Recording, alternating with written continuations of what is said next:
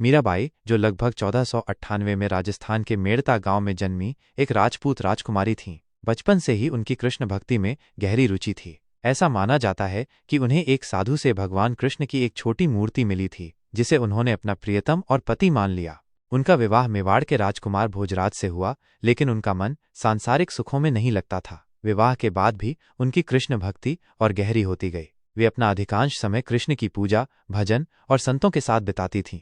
मीराबाई के लिए कृष्ण ही सब कुछ थे। वे उनके लिए गीत गाती थीं, नाचती थीं और अपना सारा प्रेम और समर्पण उन्हें अर्पित करती थीं। उनके भक्तिमय गीतों, जिन्हें पद कहा जाता है, में कृष्ण के प्रति उनका अनन्य प्रेम और विरह की भावना व्यक्त होती है। ये पद आज भी बहुत लोकप्रिय हैं और गाए जाते हैं।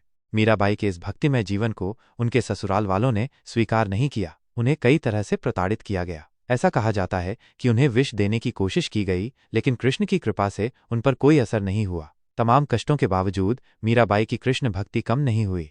अंततः मीराबाई ने मेवाड़ छोड़ दिया और वृंदावन चली गईं, जो भगवान कृष्ण की लीला भूमि है। वहां उन्होंने अपना शेष जीवन कृष्ण की भक्ति में बिताया। द्वारका में भी उन्होंने कुछ समय बिताया।